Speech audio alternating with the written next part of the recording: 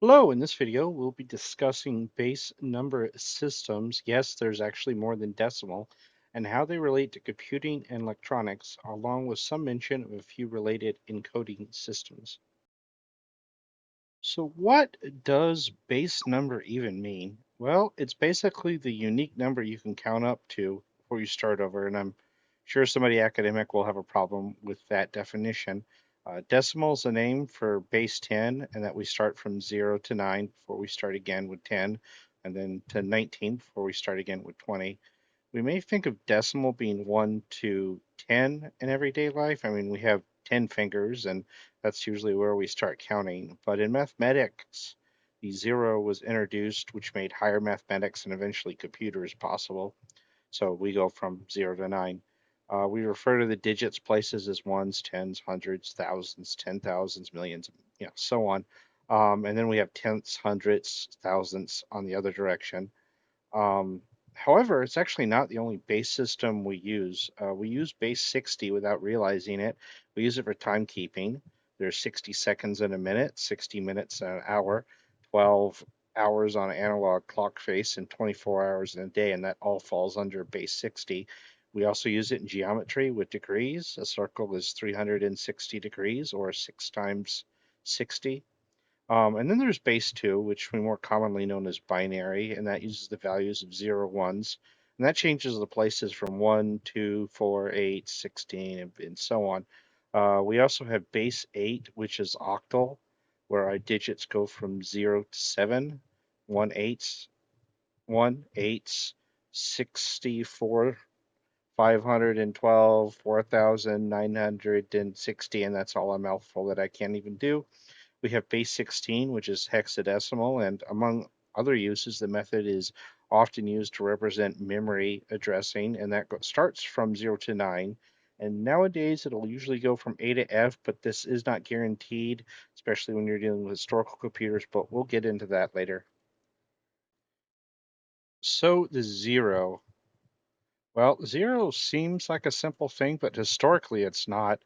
At one point, many, maybe even most systems didn't even have a 0 placeholder per se, although they started to have simple marks or dashes to indicate nothing, but nothing and 0 aren't necessarily the same.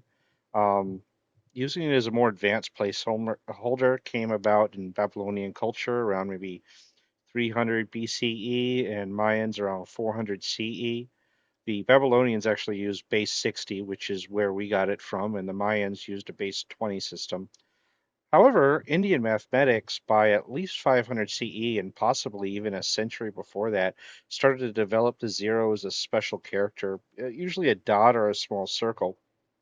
And by 628 CE, the Indian mathematician and astronomer Brahmagupta, basically it kind of started to formalize the zero. All these Indian mathematical concepts spread into the Islamic world within about a century or so later. It's just as part of a larger development of Hindu, Arabic numerals and mathematical concepts. Now you're kind of wondering where was Europe in all of this, and they were just permanently stuck to Roman numerals and all the problems with that. But skip ahead in Fabinici, also known as Leonardo Pisa, but usually known by Fabinici. He popularized these mathematical concepts in Europe in about the 12th century CE. But there was a lot of resistance to change from the older Roman systems, and that included medicine, science, and a lot of other things. And part of that was the hostility towards Islam and Hinduism, with the idea that nothing good can come from those. But over the centuries, people started adopting things bit by bit. Eventually, between like the 15th and 17th century CE, we saw some more advanced mathematics, especially in the 17th century, thanks to people like Rene Descartes and Isaac Newton. Now, here's a listing of various base systems. You've got your binary, your ternary, your quaternary, your quinary, centenary, septenary. I'm going to butcher that. Octal, nonary, decimal, undecimal, duodecimal, hexadecimal, uh, vigesimal. I can't even pronounce that. You got your base 36. I'm not even trying to go into that. Your sexagesimal, which is your base 60. Most of these we're just going to call base and the number, because I butcher everything I pronounce. All right, so with the binary system, as I said, it counts to one, it's 0 and 1, and that could be on, off, false, true, whatever. Think back to when we were discussing logic. This is necessary for digital electronics. As for the most part, everything has to be expressed in binary. That's a very simple answer with a lot of nuance to it, but we'll just go with that for this slide. Requires more digits than digital to express a number. You'll need like 4 digits for anything from like 0 to 15, 8 for 0 to 255, so on. Once you get used to it, doing arithmetic in binaries, actually, it's fairly easy once you get used to it because you're really just everything is going to be a 0, 1, and you're just carrying over a 1, um, and so on, or you're borrowing. And 1 bit, 4 bits is a nibble, 8 bits is a byte.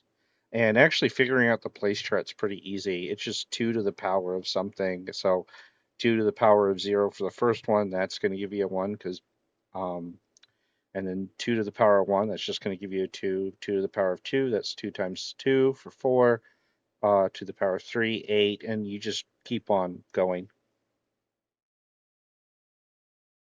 And if you're just curious, here's a chart from 0 to 29. I just picked that number to fit the chart. But yeah, decimal of 0, binary. Okay, 1, 1. And then it goes 10, 11, 100, 101, 110, 111, 1000, 1001. And from there, we've gone from, 0 to 9. Then I've skipped a few, oh yeah, to the next one, 10, 11, 12, 13, 14, and so on. And then you'll notice when we get to 15, it's 4 ones, so we're going to have to take another place. And again, if you're only representing something with 4 bytes, yeah, you're limited between 0 and 15. Um, and then when you get up to 5, that'll eventually fill up at 32, and then 6, and so on.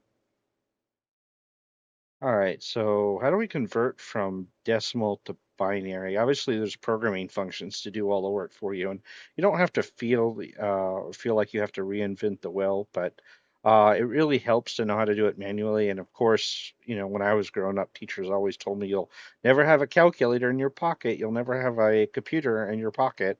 Now let's take something like converting 202 to binary. Well, we just split it out there so we know 128 will go into 202. We subtract that. What we've got left, we've got a 64 left, so we subtract that. And then we subtract, and can we subtract these values? So yeah, basically, yeah, 202, can we subtract 128? Yes, we can. With what we have left, can we subtract 64? Yes, we can. 32? Nope. 16? Nope. 8? Yes. 4? Nope. 2, yes. Do we have anything left? Then no, 0. So we get out to 1, 1, 0, 0, 1, 0, 1, 0. Now we get to octal system, which you might encounter this a little bit less, but it's definitely important to know. This counts up to 7, so between 7 and 0, or 0 and 7, so 8 values. And it allows for you to shorten a binary expression, so you can incorporate as many as 3 binary digits into one octal digit.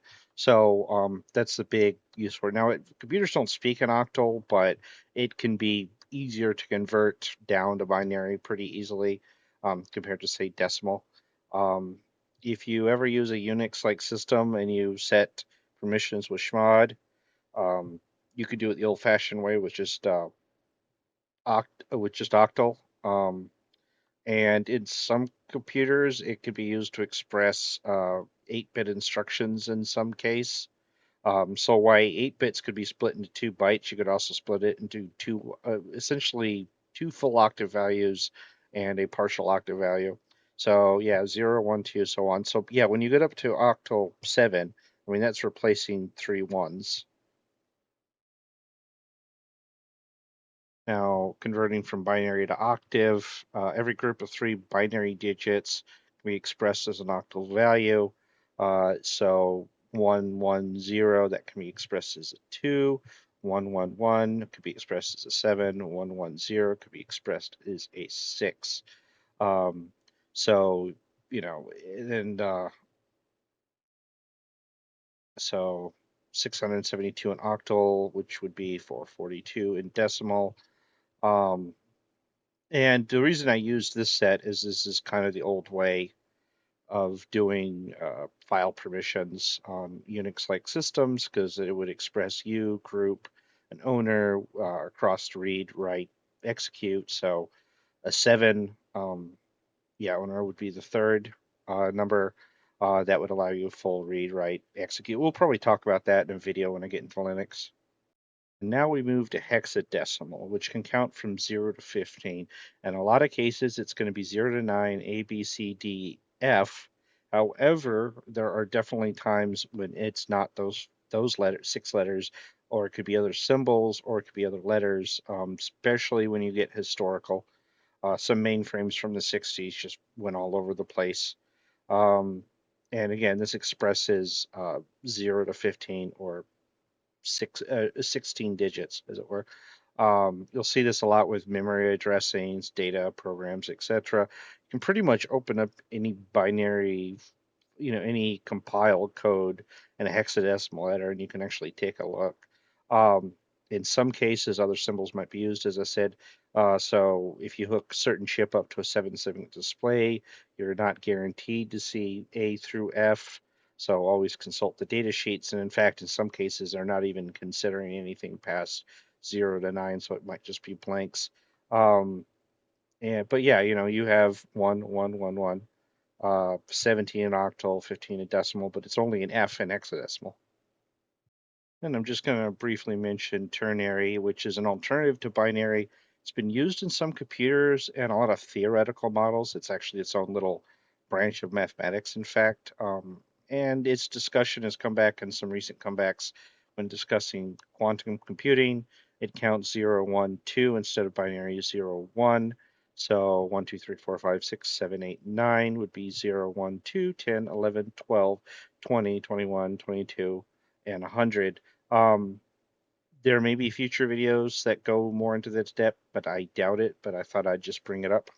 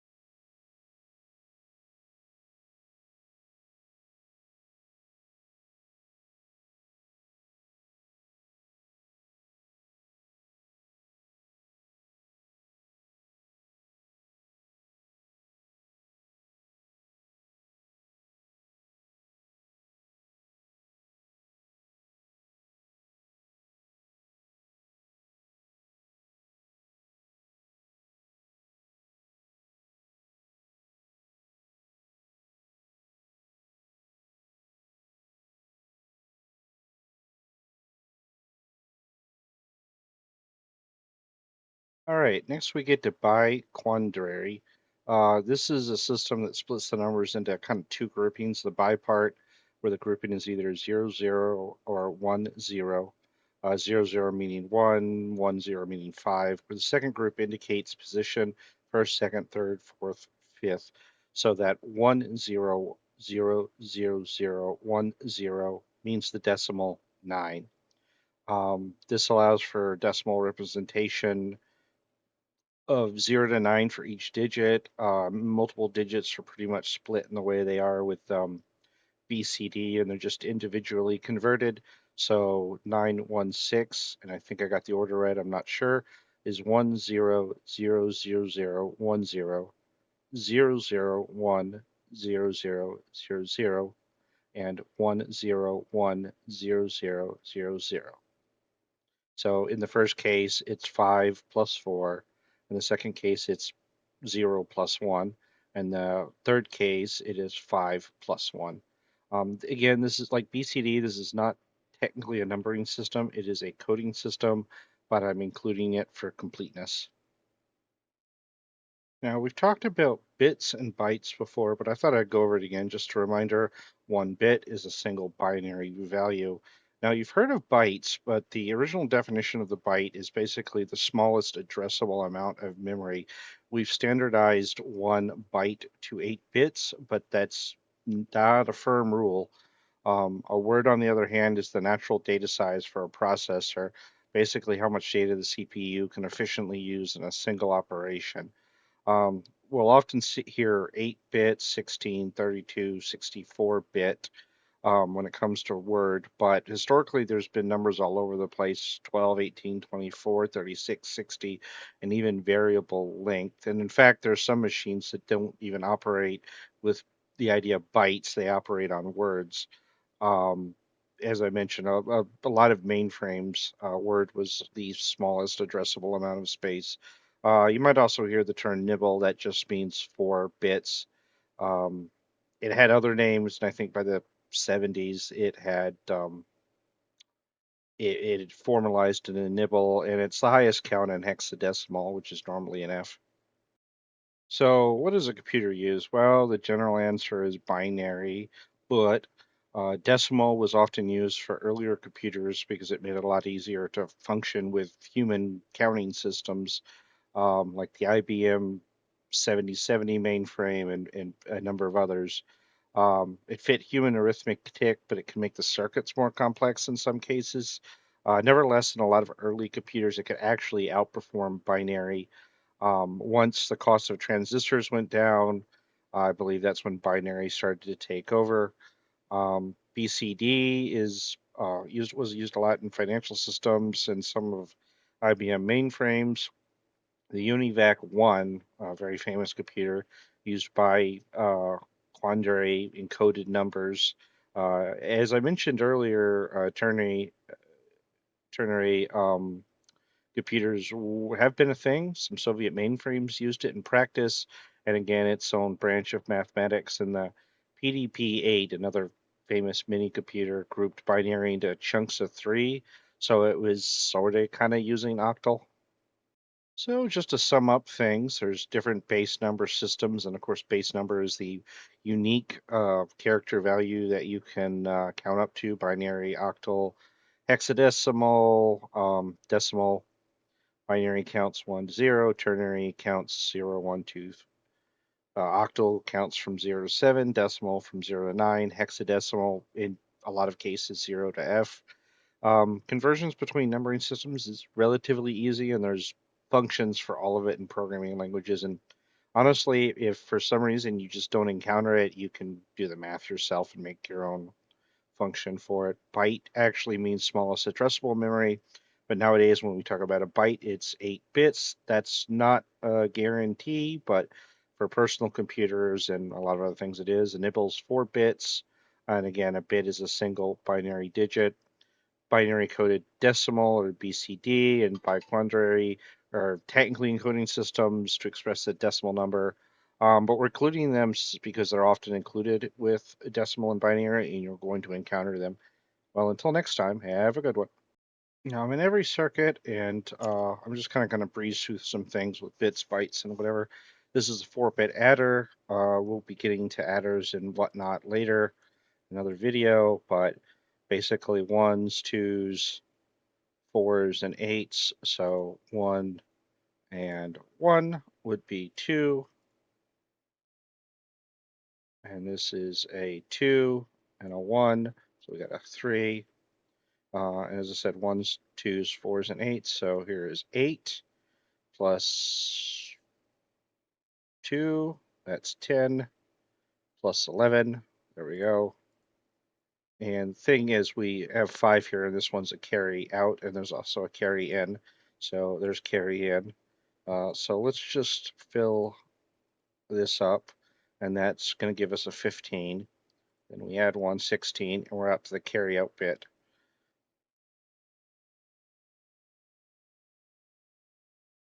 Here's a little silly thing I made quite a while ago.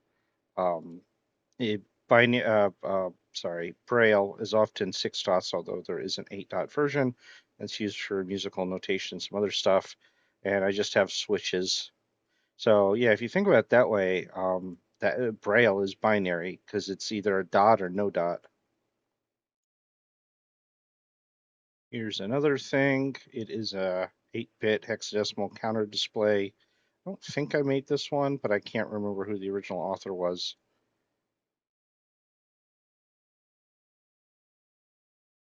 Now, in real life, I'd have to make sure to actually have a chip that did A, B, C, D, E, F, but honestly, any character. So all this is doing is counting, and then the counters are together. And here's something a bit more manual operated. It's just switches. So if I turn everything off, I got 0, 0. Okay, pretty simple. Got 1, 3, 7, F. Okay. So we've actually filled up this, and we take it away E, D, C,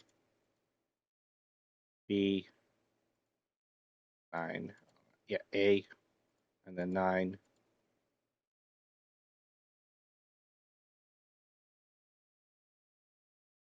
There we go. We got EA. So this could represent a byte. Another little simple display. I'm just using logic sources here.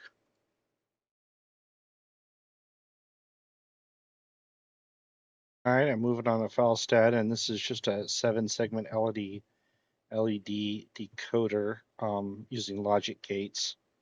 So basically enter a 4-bit value up here. So, 1, okay, 4, all right. And we get 8, we got 9. Now let's see what we have in A, B, C, D, E, F. Here's a full adder, not what I had on every circuit, but something a little bit more basic. So that we got 3 bits, and so what we get, actually I think it's opposite. I remember how, okay, so 1, and this isn't even representing, it's just a very basic adder. So you got 1, but if you have 2, comes that. If you have 3, it carries.